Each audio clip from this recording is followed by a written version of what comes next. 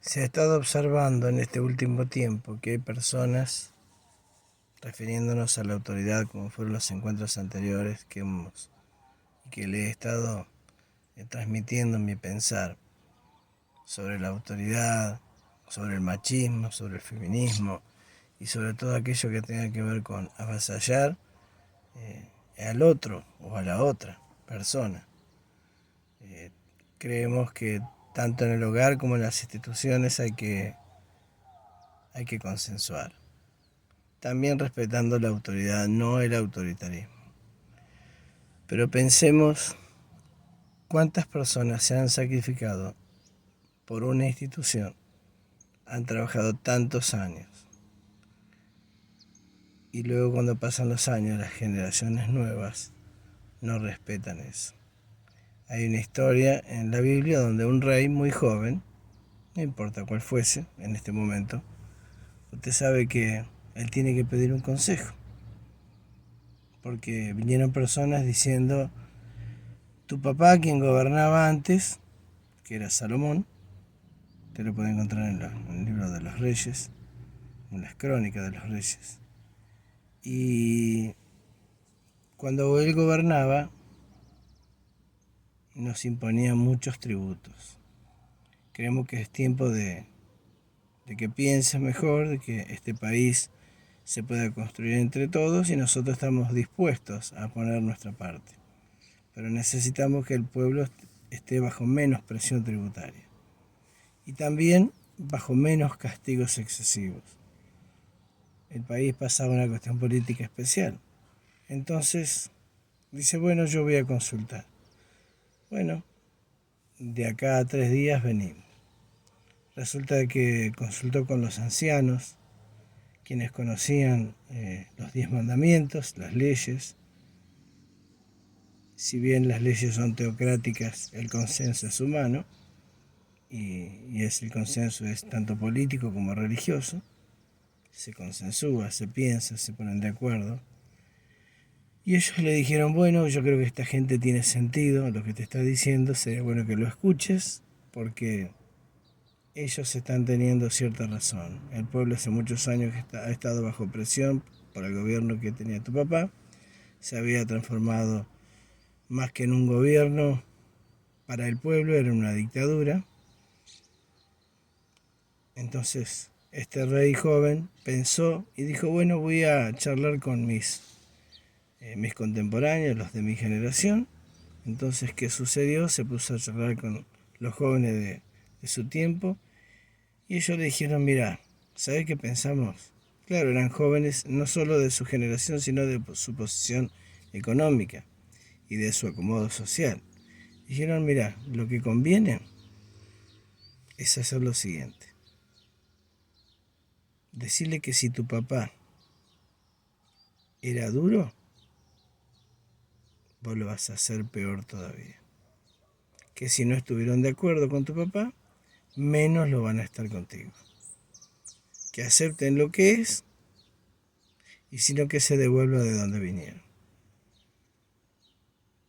O sea, tenía dos consejos. El consejo de los sabios, gente que tenía su tiempo, que estuvieron al lado de gobernantes, de autoridades, de legisladores, de la élite de la sociedad, de ambos lados, inclusive estuvieron del lado de los que habían sido gobernados, como es el pueblo, mal gobernados. Y el consejo de los mayores era bastante acertado. Piense usted que si el pueblo dialogó diciendo: estamos muy oprimidos, estamos de acuerdo que hay que trabajar, que el hombro lo tenemos que poner entre todos, pero no estamos de acuerdo en ser oprimidos, de que nosotros paguemos excesivos tributos, paguemos pero los necesarios. Es como si viniera gente en este momento y dijera: bueno, señor presidente, queremos trabajar, necesitamos trabajo, queremos tener nuestra casa, nuestras comodidades, nuestra dignidad, pero también queremos trabajar para ello.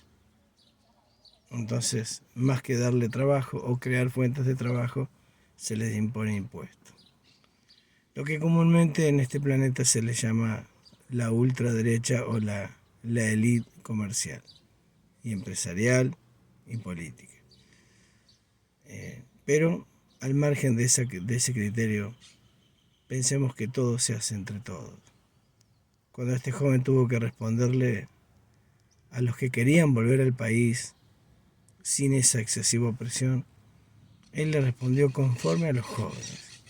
Y les dijo, si ustedes quieren vivir en mi país, en nuestro país, tienen que aceptar las reglas. Si les pareció que era muy duro estar con mi padre, bueno, más duro será estar conmigo. Y lo único que logró el hijo de Salomón es que el país se le dividiera. Que el país se le dividiera. Los del sur por un lado, abajo, y los del norte por el otro.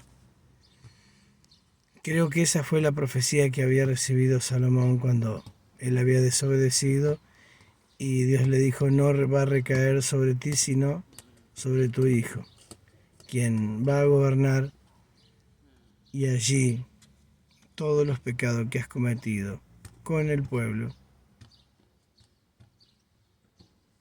que has cometido bajo mucha presión, bajo poca responsabilidad como monarca y como autoridad y con poco ejemplo, es que tu hijo cuando gobierne no lo va a poder hacer y el país se va a dividir, se va a malograr. Y así fue que Salomón terminó su reinado de 40 años, pero cuando asumió su hijo, el país se cayó porque su hijo no aceptó el consejo.